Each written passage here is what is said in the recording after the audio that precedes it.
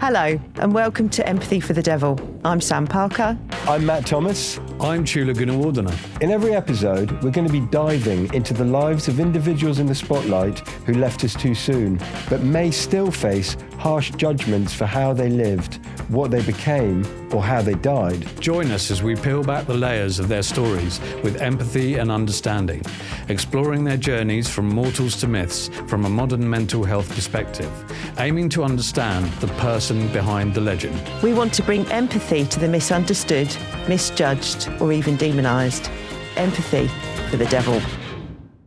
A quick note on this episode's content. Lil Peep's story contains themes of substance use, mental health, childhood trauma, and his death by drug overdose. We also discuss bullying, the experience of homelessness, and the psychological impacts of witnessing 9/11. So, for our final episode, we're going to be moving into the 2010s, and we're going to be talking about a pioneer of a new kind of music who really pushed the boundaries, genre shifting incredibly well, but who sadly, tragically, died way before his time. I am, of course, talking about Lil Peep. So guys, if you need a refresher, Lil Peep was what was known as an emo-rap pioneer. In roundabout, he kind of started making music around about 2013, 2014, really came to the mainstream in 2015 and 2016, and tragically, by 2017, he was dead. His style of music was marked by a combination of genre that hadn't previously been combined. So I'm talking about some rap, some hip hop, some trap music, some rock music, and a lot of emo, which had just preceded it by a few years, where people were really talking about openly about their feelings for the first time. And Lil Peep's music was often marked by its raw, unflinching honesty. He had lyrics that openly addressed his struggles with mental health issues and also substance use. There's a lot of substance use. And the lyrics are also mixed with the usual kind of, I'm just going to call it the bravado of male rap and hip hop music, where there's a lot of boasting about girls. There is sometimes, very unfortunately, borderline misogynistic lyrics as well. There's a lot of hoes and bitches and all of that. But underneath all of that, we see a massive sensitivity in Lil Peep's lyrics. And we can really get a good insight into what was actually going on with him, coupled with his incredible honesty in interviews and on his social media channels. And it's almost as if there were two diametrically opposed types of music and ways of looking at the world that suddenly came together. I mean, It was definitely something that I wasn't expecting. Emo and rap to kind of combine. It's also interesting what you say about that kind of, bitches and hoes. And that kind of, very sort of aggressive, or maybe aggressive. I don't know. I mean, misogyny, but maleness, I suppose. About how to be a man, and what that means, and how to be a young man, I suppose. But then there's also, the dichotomy, the opposite of the kind of reflection on self and how painful these artists were finding their lives and how open they were about showing their vulnerability. So it's odd, isn't it, that those two things would be together. And one of the really fascinating things that Lil Peep did is he wore his insides on his outsides. Because if you look at, and we'll talk about it a bit later, his face tattoos and his style of dressing and his outer demeanor, it was really an example of kind of like, this is how I'm feeling. If you want to know how I'm feeling, just look at me. It's really quite arresting. There's an awful lot to unpack in what we're going to talk about, Lil Peep. And actually, Matt, before we start, we've got to do a candle, haven't we? Let's do a candle. You're right. Thank you for remembering. We're going to light this candle, as we do for all our artists, all our humans, before we talk about them, just to kind of make sure we're kind of honouring them, and with the intention really of creating a bit of a, I guess, sacred space. Yeah, so that's what this is symbolising really for us, isn't it, I guess? So there you go. Lil Peep. Thank you. That's really nice. Thanks, Sam. So this phenomenon happened in the mid 2010s, which was SoundCloud. And, like MySpace before it, SoundCloud became this incredible new way for artists to speak with their audience, give their audience free music, and also find collaborators.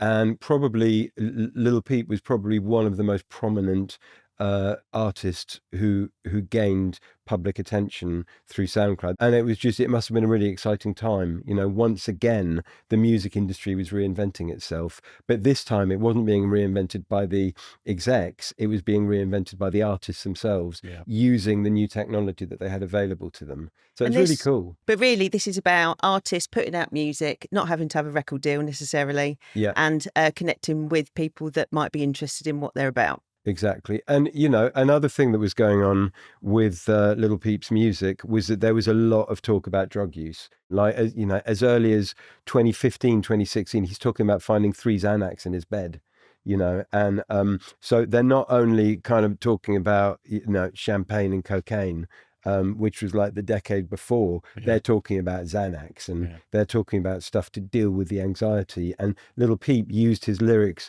a lot to express how he was feeling on the inside, and also how he was self-medicating. So there was, with this movement, it'd be fair to say there was a lot more prescription drugs that were being taken. I think you might call them prescription drugs, but the way they were taking them, I think, was street drugs. Right. Xanax in particular, but also other things from the benzodiazepine family, which, Julie, you could tell us a little bit about. What, things like Valium and diazepam, lorazepam, and all those kind of things that are often used as sleeping pills or anti-anxiety medications. Yeah. So, you know, and let's look at this in a bit of a cultural landscape, because round about the time we're talking about, the 2010s, and, you know, more specifically 2015, 16, 17, when he died, America was in the middle of a massive opiate epidemic that had started off, as we all know, the horrible story of oxycodone. And the kind of the hillbilly heroin, as it was called, reaching a point where there were something like round about 47,000 deaths a year by 2017. And round about the same time, there were about 30 million Americans on prescription for benzodiazepines. So we're talking about a drug culture that was absolutely massive. Right, so we've provided a bit of context. Let's dive into the story of Lil Peep, who was actually born Gustav Elijah Orr in Allentown, Pennsylvania in 1996. But actually his family moved to Long Island just before his 5th birthday. And his parents were Liza Womack and Carl Johan Orr. And Gustav, or Gus as he was called, was an absolutely gorgeous, divine-looking little boy. He had these big dark eyes, this amazing smile, he had this angelic hair, which was to lead to the nickname that his mum gave him, Peep, because he looked like a little chick. And if you see any of the photos from him at that stage, it's just like he was a proper heart melter. And he was a happy-go-lucky little kid. And a couple of things about sort of where he grew up and stuff. He was born in this place called Allentown, Pennsylvania, which in 1996 it was just beginning to recover. It was in the kind of historically in America it was very industrialized, steel mostly. And that all collapsed in the 70s and 80s. So in the 80s and 90s, Allentown was seeing a lot of economic difficulty. And in the later 90s, it began to pull itself out as it expanded into other things and more service-based industries. But that would have had an effect on him, I think, as a small child, just growing up in that environment. But they moved. His mum and dad moved. So they moved to Long Island. Both his parents were Harvard graduates. And actually, so is his granddad on his mother's side, a Harvard graduate. So they were like huge brain boxes. Is that where they met? Yeah, they met at Harvard. Yeah, right. And then they moved to Long Island. His dad got a teaching job at a university on Long Island, and off they went. And actually, he was a really good student to begin with. Right. He was put in at a young age. He was put in the accelerator programs, in the gifted programs. He showed talent as a musician. He played the trombone, I think, and the tuba or the trumpet. So it was all going really well. All going really well. He was taking dancing lessons. He even did some ballet, but got teased by the girls, so stopped doing that quite quickly. But there was clearly an artistic talent going on at a young age. And then as is the case so often, the shit hit the fan when his parents divorced. He was probably about 14. He had overheard a conversation, this allegedly, I should add, this is in the documentary, Everybody's Everything. But he'd overheard a conversation between his father and his father's girlfriend while he was in the car, and he subsequently told his mother, and that's when the marriage ended. Right. So I'd imagine that there was a lot of feelings of guilt, and you might want to talk about that a bit, Chula, in terms of how does it feel for someone in their early teen years when their parents divorce, especially when there's a sense of culpability there. The thing that strikes me there is really just how much a child is having to take on adult responsibilities and is let into this adult world that they don't really know how to navigate, and then taking that responsibility to share the information or share the secret, really, that then results in the disaster of the family. So in my work with people, I work with a lot of adults who have come from divorced families, and the strange phenomena that I've found is that often children unconsciously take on a bit of the blame. So they feel like, oh, my parents have divorced because of something I did. And in Lil Peep's case, it's even more so because he did do something. And obviously it wasn't his fault by any means, but there would have been a part of him that may have felt that it was so. Yeah, absolutely. And then the other thing that was going on with him that isn't really spoken about very much is that according to some of the articles that I've read, when he was 5, he witnessed 9/11. Through the window of his classroom in Long Island. He was in kindergarten. So they were, Long Island was far enough away for them to be safe, but they saw the smoke. And you can only imagine what it must have been like as a 5-year-old to not only experience that, but then to experience the aftermath of that and all that was happening in America at the time. We would have thought the world was ending or something. Yeah, so you've got, two kind of massive fractures in what should feel like, or rather, ideally, you want to grow up feeling that that's, safe, secure, and those that people you're can contained, hold you, and that the adults know what they're doing. And there's 2 instances there where no one knows what the fuck's going on, do they? Yeah, and then the third thing there is the lack of a father figure. And we're sort of talking about, the bitches and hoes and the attitudes towards women, perhaps. Yeah, so you're saying lack of a father figure, but did he not see his dad after they split up? Apparently not. It was, from everything that I can gather, and I've read quite a lot around this, there was an estrangement and there was no real contact or connection. It's certainly something that he didn't speak about a lot, other than in a negative way. Right, okay. That's a shame. So those are the kind of the things that would have been going on in his mind at the time, consciously or subconsciously. The good news is he did have a fantastic relationship with his mum. So that was a source of constant support and love, which is often the case, I think, in families where there's a lack of one parent. There's a very strong relationship with the other. And actually, his first tattoo, I think he got her name and birthday tattooed on his arm, basically so that she couldn't tell him off. He's a smart cookie then. Anyway, exactly. After the divorce, there was a marked change in Gus, and he lost interest in school completely. He was very intelligent, and in fact, he did graduate high school through, I think, in a community college and doing things online. But he didn't enjoy it.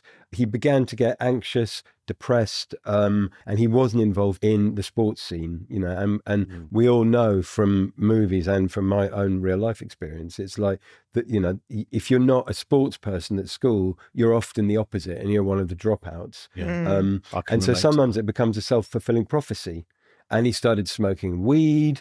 And the really good news is that he also started making music, and he found solace in music. We're just going to, can I just, I've just heard you say, Chula, I didn't do sports when I was at school. Well, I identify with that very closely because I went to a rugby playing school where we weren't even allowed play football. Oh. And the first day we played rugby, someone got their eyelids slit open by a rugby boot, and it just put me off. I was just like, I'm not doing this. This is crazy. I'm not surprised. Yeah, there was this sort of jocks and the nerds kind of thing going on. And yeah, I didn't like it at all. And then the drugs and the music saved me, you know, gave me a purpose and gave me a community, actually, gave me friends and a little gang to hang with. And that's what happened to Gus. In fact, there's a great quote from one of his songs, Star Shopping, where he says, "This music's the only thing keeping the peace when I'm falling to pieces." And obviously he says it a lot more eloquently than I could ever say it. And as he was developing this anxiety and this condition, let's just call it, this condition of teenage angst, or worse, you know, his mother tried to get him to see therapists. In fact, his parents tried to get him to see therapists. There's one occasion where his dad came to collect him to take him to the therapist, and he jumped out of his bedroom window, which was on the first floor, and ran away. And just it was just a flat refusal. And he used to openly say his therapy was pills and music. So from a young age, and you can see the kind of conflict that would have been happening there with his highly educated parents sort of trying to help this child that was obviously getting worse and worse and worse, and just being absolutely powerless to do it. It must have been a really tough dynamic. I've been in that position so many times where you're trying to explain to the parents, look, you can't force someone to do this. And, you know, if you can encourage them and support them into a place where they actually want to do it or feel like it might be a good idea, that's the best thing you can do. Because the more you push, the more resistance you get. And I don't think that's necessarily just for children either, or adolescents. I think it's anybody with an addiction, or even sometimes just a mental health problem, because people don't want to face the pain. Well, the other thing is that there needs to be consent, doesn't there? There needs to, you know, and when you're that age as well, it's so difficult to not naturally want to kick back.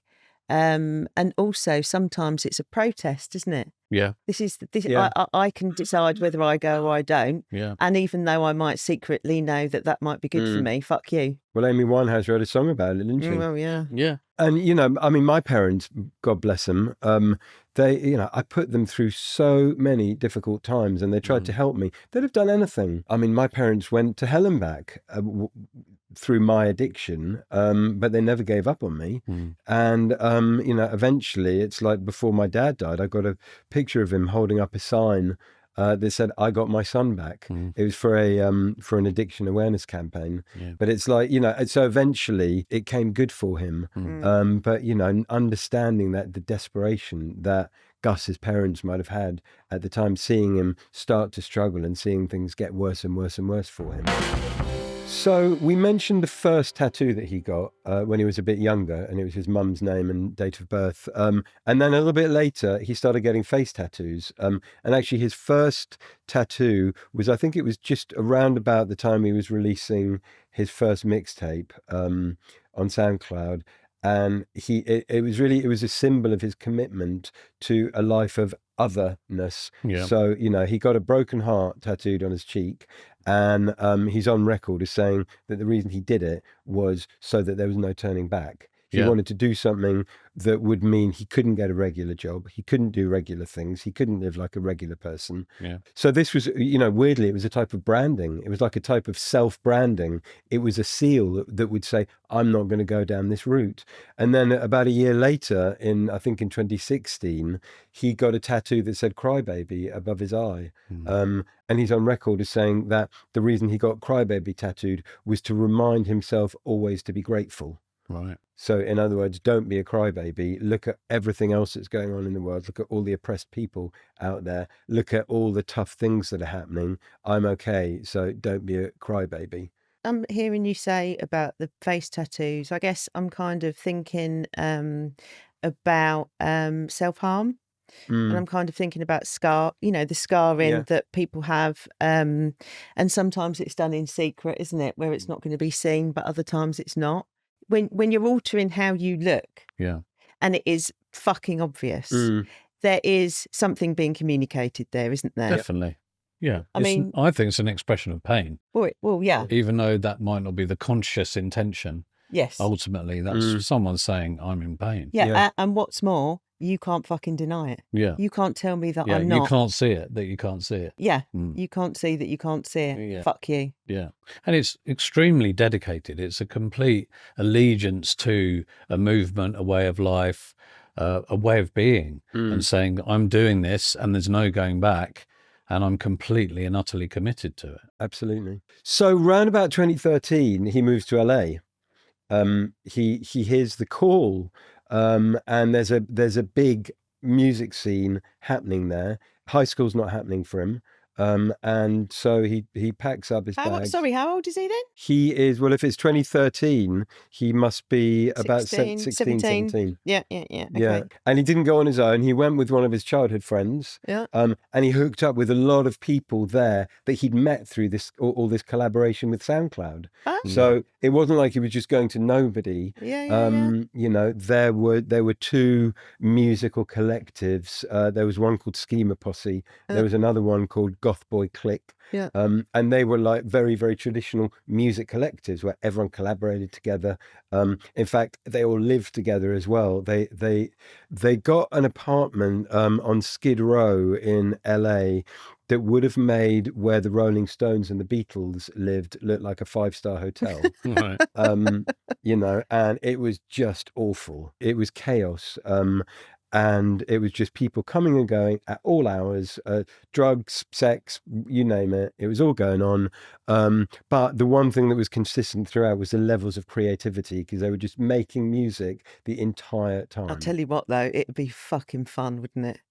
I mean, I know, you know, I mean, it sounds horrendous, doesn't it, when you're an adult, but when you're a kid, it's Well, I just guess it would have been like absolutely brilliant. Squats in the 70s in London, and all that whole movement, you know, with people, all sorts of things happening, and no sort of parents to tell anyone what to do or not to do. But it sounds like he was going to join his tribe. Yeah, he was. Although early on, it seems that he wasn't very happy there either. Right. There's a story in the documentary about him not having anywhere private, so he'd go into the closet to cry. And you know, so it wasn't all fun and games. It wasn't all like, you know, well, ultimately it's not safe, is it? No. I mean, you know, you're going, yes, you're with your tribe, but actually they're all kids. Yeah. And there's no grown-ups there, and actually in many levels it's going to be brilliant, but actually there's nobody. It isn't safe. No. Yeah. But that's the thing about youth, isn't it? We all want to smash down the boundaries, but actually as children or teenagers, we need them. And Skid Row is, you know, I don't know if you've seen some of the pictures, but it was like there were just lines and lines and lines of tents. But and what is it? Skid What do Skid you mean, Row is like Skid Row? an area in LA notorious for being rough and being a homeless community. Yeah, lots of homeless people. And you know, and so he's living in this community with a lot of other, let's just call them disenfranchised youths. You know, and I think we're going to try and talk about it a bit later, is like what the cultural climate at the time would be, and what the temperature would be like in terms of what people were feeling about their prospects and about the future. And it was all pretty grim around that time. You know, let's not forget 2008 had only just happened. You know, the global crash. Market crash, unemployment was through the roof. And as we've said before, you know, addiction was through the roof as well. So it's kind of like that there was a collective disenfranchisement, to use a really big word, that I don't think had that kind of expression before. You know, we could talk about the punk movement, but that was more anarchy and fuck the system. This one was a lot more kind of internalized and individualized and existential even. And I'm really, because I watched a kind of, I don't know, it was like an emo-rap. I watched this thing on YouTube, which kind of gave a potted history, if you like, that the kids that were into this scene were very aware that if you weren't in this Skid Row scene, actually it was bullshit. You know, and what you're saying is that he was so, he lived and breathed it, you know, as artists, as proper artists do. You know, that's their fucking life, isn't it? They're not talking about it from a commercial point of view. It's an expression of who they are. You know, like hip hop and rap, you know, well, like any creative creativity. Anybody that starts a scene, it's coming out of what their fucking life experience is.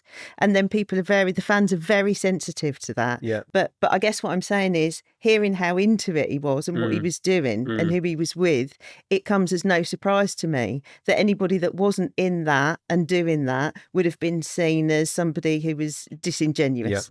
Absolutely. He was authentic to the core. Exactly. Really, really. And actually ended up being quite conflicted because right towards the end of his career, he felt like he was selling out that authenticity. Right. Because? Well, because, for example, he ended up moving away from Goth Boy Click. His time with Schema Posse lasted 4 months. That kind of came to a natural end. Goth Boy Click, he was it's almost like he outgrew them.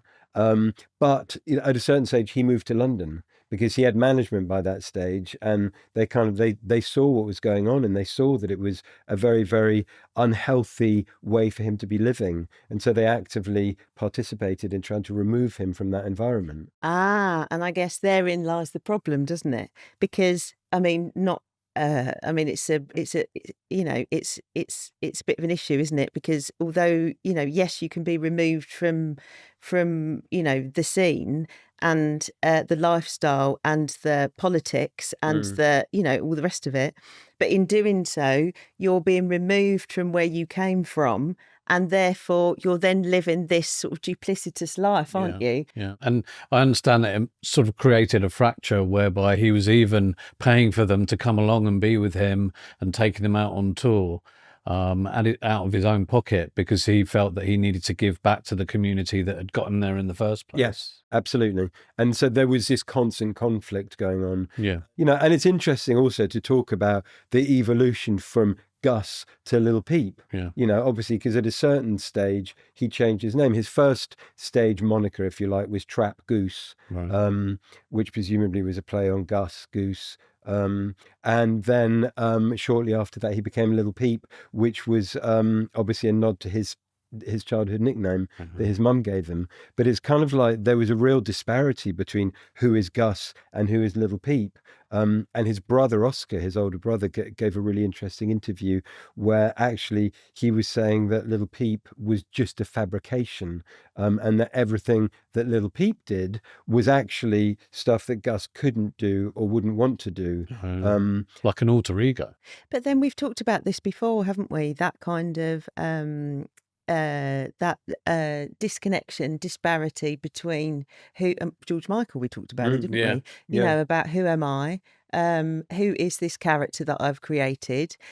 They are part of me. They are an authentic part of me, but they're not the whole of me. And I suppose when you get success like Lil Peep did, George Michael did, and other people do, it's almost like if you haven't bedded down as an adult and got your sort of adult self sorted before you become successful, it seems to be agonizing for people, doesn't it? There's some really disturbing footage of Lil Peep in the documentary where he's got this kind of crazed, glassy-eyed smile that's not real. It's just like, he's just holding his mouth in a certain way as opposed to smiling. And if you compare it to his authentic smiles, which you see elsewhere in the documentary, it's quite frightening. And it seems to me that, that is the Lil Peep persona right there. Drugged up, probably, off his head, and and hating it, but just giving this really quite disturbing smile. And it sounds like, it appeared on the documentary that he seemed to be getting fed up of having to do it. Yeah. That he didn't really want to be this split personality anymore. Yeah. And that he just wanted some congruency in his life. And, that brings us on nicely to talk about the drug use, because it's inescapable. It's absolutely everywhere that Lil Peep and drug use are absolutely synonymous. And his lyrics were absolutely saturated with references to drug use. He spoke about it a lot. I won't go through all of the lyrics now, but there's references like, I hear voices in my head, they're telling me to call it quits. I found some Xanax in my bed, I took that shit, went back to sleep. It's just like, it's so everyday and so commonplace. Can I ask, actually, Xanax, what are we, I mean, I don't suppose anyone's taken Xanax, have they? I have. I was addicted to Xanax and Valium. Fucking hell. Well, you are the perfect person for me to ask then. Maybe what happens when you take a Xanax? What's the vibe? It just fucking numbs you out, and it takes, I'm someone who suffers from high anxiety, and it will take all of the anxiety away as if by magic. And does it make you feel drowsy? It kind of makes you feel not drowsy, but just numb. It kind of makes you feel numb but conscious. So it doesn't totally numb you out in the way that opiates does. It doesn't take away your sense of identity and yourself in the way that like ketamine does. Can you go about your business? Yeah. Yeah. So you can go. You can do what you need to do. You can go to work. I mean, within reason. It's like people don't call it solid alcohol for nothing. Is that what they call it? I didn't even know they called it that. Yeah, solid alcohol. Is that what it is? I mean, I went to see a doctor in Bondi Junction in Sydney, and I told him that I was suffering from addiction and alcoholism. And he looked at me and he said, "There's no such thing as alcoholism. Here, take this." And he gave me a box of Valium. And he said, "But I know you're an addictive little cunt, so don't come back asking for more." Well, that's that then.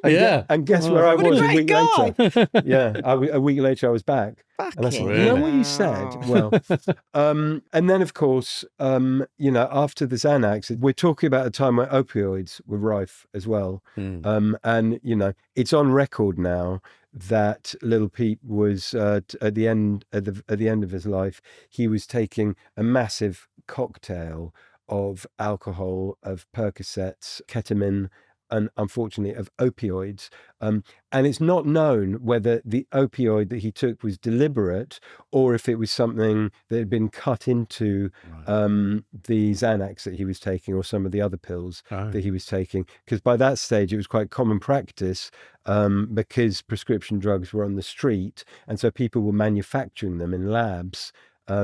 And it was quite common to cut them with things like fentanyl. Now, fentanyl, for those of you who don't know, is a synthetic opioid. So it's something that's made in a lab that's made to mimic the effects of opioids like heroin and opium. But it can be about 1,000 times stronger. So the tiniest amount of fentanyl can be lethal. Let's talk a bit about Lil Peep, the musical phenomenon, because he really was. And he kind of, everything happened really, really quickly in a short period of time between, say, 2015 and 2017. But during that time, he'd moved to LA. He got management, he got representation from a manager in America and also a huge global company. And so they'd obviously seen the huge star quality within him. And he'd started being one of the biggest streamed artists on SoundCloud. I think there's a song called Star Shopping that I talked about earlier that had millions of streams worldwide on SoundCloud and YouTube. He had a really strong Instagram presence. And he'd done so many different collaborations with so many different people, and there was so much material to choose from. But actually, like we mentioned, he came to live in London, where he recorded his first album in a studio that was to become Come On Over When You're Sober, Part 1, that was actually not released until August 2017. Was he doing shows at this point? There were shows. He'd started doing shows, but his first real tour didn't happen until like the spring of 2017. Oh, wow. And it was just an absolute phenomenon because he toured the States, Europe, even went to Russia. And he was just being inundated by fans, showing them their own scars, telling them how much they loved him, telling him how much their music had affected him. And he hadn't even sold a record by this stage. So he did actually achieve a fair amount of commercial success. Well, I mean, bearing in mind that it was the SoundCloud model, which is where you're giving away all of your music for free. Yeah, he's not actually selling anything commercially yet, is and he? He died unless he's got merch. Yeah, and he only died a few months later, 2017. November the 15th. So he didn't have time to be commercially successful, as in, a platinum selling artist. But he certainly had time to make a huge impact and to have an awful lot of fans. Yeah. It was all the build, about to reach the pinnacle. Yeah. And then the album comes out and Then he died. But, you know, there's a lot of talk about him having guilt around this time. You know, like I said, that the socialist background, the kind of moving away from the goth boy clique, that they'd also lived together. It's a bit like, you know, when we were talking about the Rolling Stones and, you know, you forge this band of brothers. And then some people get elevated, some people get called, some people don't. And so there was definitely a lot of conflict. And actually, right around the time of what was to be his last tour, he at the very last minute decided to go against all of his management's advice, and he invited Goth Boy Clique or members of Goth Boy Clique and various other people on the tour with him. And so literally the night before the tour, they had to switch the transport mode from a van to a bus. And that bus obviously was to become the place of his death. Right. So given what was going on at the time, I mean, do you think his drug use was self-medication or was it self-destruction? Good question. And the word self-destructive comes into a lot of the biographical material that I've read about him. And actually, my belief is that it was a really fucked up form of self-preservation, you know, and I'll explain that by saying that, you know, to my experience of addiction and my experience of helping other people with addiction is that it mostly starts off as a way of self-soothing. You know, it starts off as a way of dealing with difficult emotions, difficult memories, difficult experiences, difficult situations. And so it is self-soothing. And then it becomes a kind of self-preservation, as in, how am I going to get through this? This is how I'm going to get through this.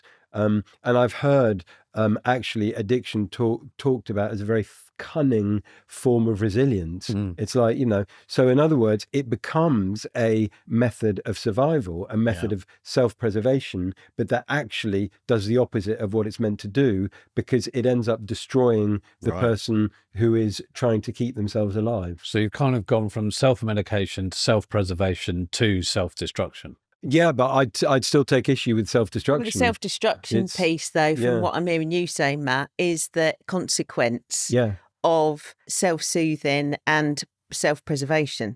It's self-soothing gone horribly wrong. Exactly. So what starts out being useful and helpful and something that is getting you through and works.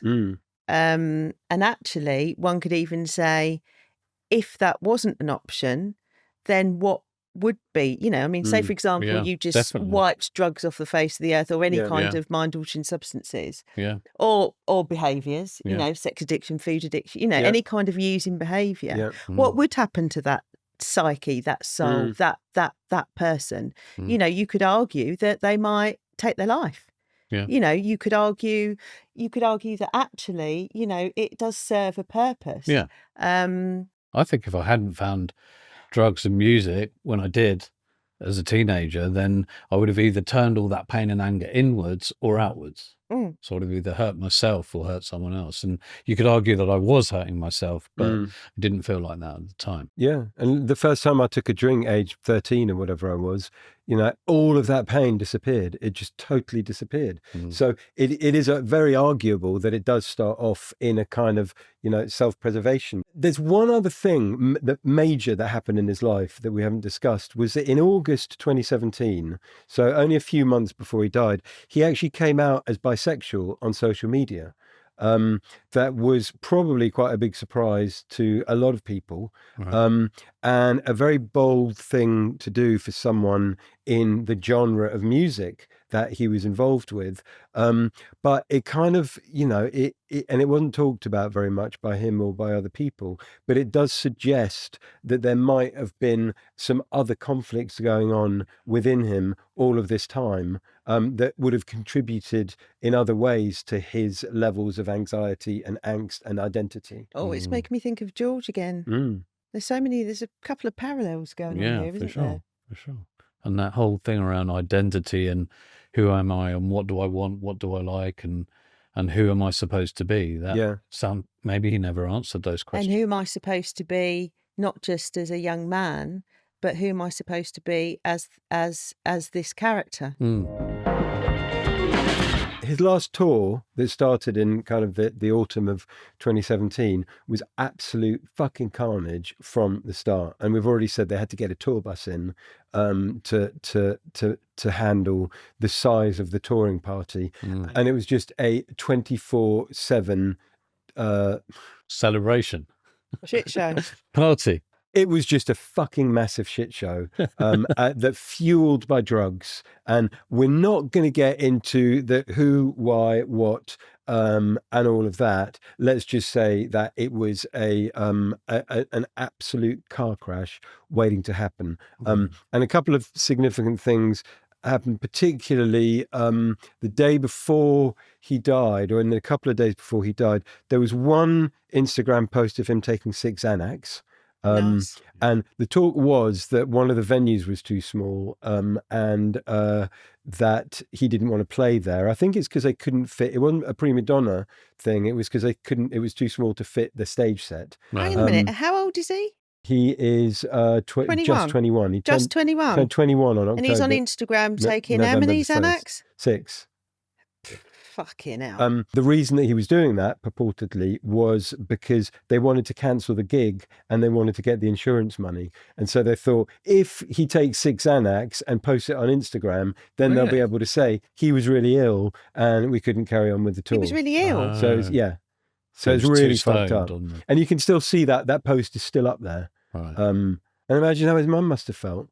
It's just a powerlessness of not being able to do anything about it. And a day before he died, he posted something that's really heartbreaking. He and I read it verbatim. I just want to be everybody's everything. I want too much from people, but then I don't want anything from them at the same time. You feel me?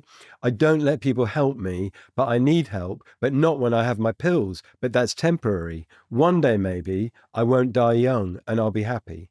What is happy? I always have happiness for like 10 seconds and then it's gone. I'm getting so tired of this. God, that's terribly sad.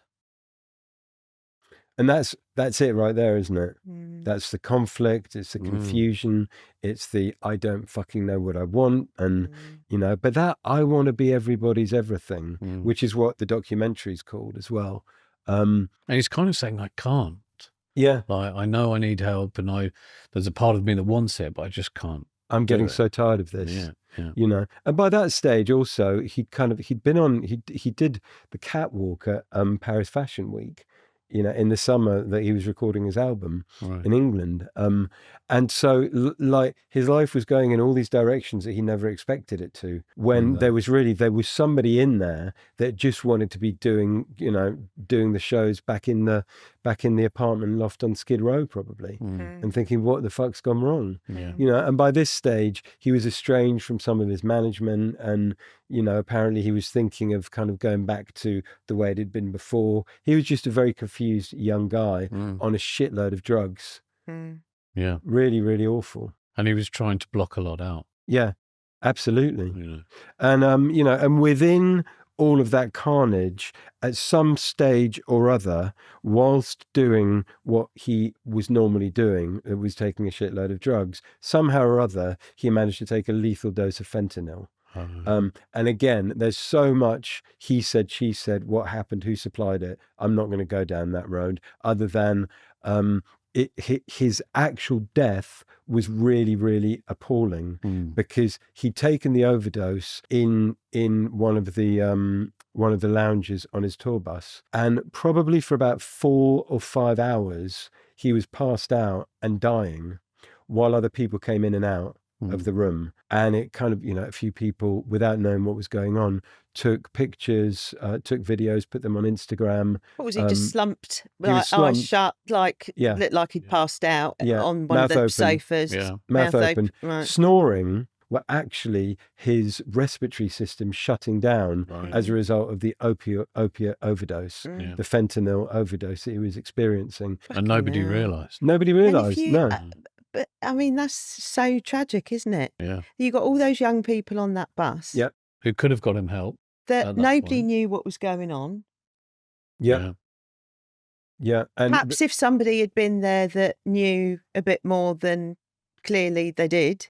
Or if somebody was there looking out for it, looking out for potential overdose, then an ambulance could have been called. I mean, or you could, or if they had Narcan, which for those of you who don't know, it's there's these amazing medications that actually I think everyone should carry, which can reverse an opiate overdose really, like really an quickly. EpiPen. Yeah, it's like an kind of EpiPen. vibe. Yeah. But what happened on the bus was that they didn't realise anything was wrong till his lips went blue. Oh, okay. And that was it. And apologies for being graphic, but that's what we're dealing with here. That's what we're talking about. And who found him? Who realised? Eventually, it was the tour manager that found him about half an hour before stage time. But you wouldn't want to be the person who had to tell his parents. So that was November the 15th, 2017, and that is how Little Peep tragically died just 14 days after his 21st birthday. Gosh, so young. So there we have it. What do you guys think? It's just a terribly sad story of, again, a bit like some of the other people we've talked about, so much potential, so much talent, so much heart in what they do. And it's just snuffed out, It's terrible tragedy. I mean, his family must have been absolutely devastated, and his friends. Awful for everybody. And not to cast any blame on anybody, but it is one of those stories where, and as we're doing here, you look at it and you think, well, there are points where support could have been perhaps given or interventions could have been made that might have made a difference. We can never say, but I do think that we need to have an approach of care, of concern, and looking at what people are doing as something that could be coming from a place of pain and trouble and their past, rather than always looking at it as bad behavior in the present. Yep. Well, thanks for sharing that, Matt. Yeah, it's a tough one. It's a really tough one. It's been a very emotional journey because he was such, and let's not forget, outwardly, most of the time, he was a really happy-go-lucky, charming guy. A lot of times you wouldn't have known that this was going on, until you listened to his music, of course. Yeah. So we need to leave Little Peep somewhere now. Let's leave him somewhere nice. Let's kind of try and get away from some of those difficult pictures that we've been painting, and and it's a tough one because he had such a short life, and it was punctuated by a lot of difficulty internally. So I've thought long and hard about this, and but I think I'd like us to leave him in his bedroom in Long Island while he is just getting to grips with making music. He's just discovered that he can do it. He's just discovered that he can use all this technology to make stuff that sounds pretty fucking cool. And he started uploading things on SoundCloud, and it's not just his mum that's telling him he's brilliant anymore. He's feeling heard. He's feeling heard and acknowledged, and he begins to see this kind of this glimmer of hope that he might actually be able to have a career doing this. And to see how special he is. Exactly. And he's still somewhere between Gus and Little Peep. But really there's still a bit of innocence in there. And I think that's where we'll leave him, just making that music and feeling like he belonged somewhere. Lovely. Okay. There you go, Little Peep. God bless. So then, guys, blimey. So how's it been? Journey. That's the last one for this season. Yeah, that's the last one for this season. So what are we thinking? I mean, now we've done the 6. It's amazing how these universal themes are coming out. I mean, we've covered, so many different decades and people from different backgrounds, but the core themes are always there. Troubled souls with creative talents trying to find their way in the world. And, that sort of whole thing of self-medication and just trying to survive, really. But then you start doing things that become self-destructive and or damaging to oneself, taking you further away from your creativity and your passion, and then back into the pain almost. It's that story of going full circle. And I think, I feel like, we're the lucky ones. We're the people who've been through that journey, but at some point something came along. And just speaking for myself, the even though I may have lost my dreams of being a successful musician, I was lucky enough to come out of the addiction and be alive today, and then come to a place where I can be of use to people. And that's amazing. It's a gift. And all the people we've spoken about, they didn't get that. No, they didn't get that. And what's more, they kind of, this podcast is called Empathy for the Devil for a reason. It's not just a clever pun on a Rolling Stones song. It's, because a lot of these people are outwardly viewed as wrong-uns, as people who brought it upon themselves, as people who were hedonistic or narcissistic or self-destructive, or just plain spoiled, or just had no self-control or couldn't deal with the fame or whatever it is. And I think what we've really shown here, and what I've certainly felt, and I hope that anybody who might be listening and watching has felt, is that there was so much more to them than that outer behavior, which is what they're being judged on. I think absolutely, both of what you said, and I guess for me what strikes me really is the sort of the risk of an underdeveloped stable sense of self before a meteoric fucking rise to fame, where you haven't had a chance to really ground yourself in who you are. But no, I mean, who knows how to fix it? I don't know, but I think it's probably worth considering. And maybe now that we know that, that we can actually start to put measures in place to support a young person on that trajectory, I guess. And on that note, but before we go, one for the road. Yeah. What's your one for the road, What is your one for the road? Well, my one for the road is a slight coincidence, and it is this book called Demon Copperhead by Barbara Kingsolver. And I happened to be reading this over the last couple of months, and it is an amazing book that delves into America and a lot of younger people who, let's just say without any spoilers, are influenced by their socio-economic circumstances and end up going down the self-soothing route. So it's in that flavor of a disenfranchised America, and what the younger people are doing to deal with those feelings of disenfranchisement, and what choices they have, and what they do when they feel like they've got no other choices. So very much a story for our time, right? It's a great book. Thanks so much for listening to this whole first series of Empathy for the Devil. We hope you've got something from these stories.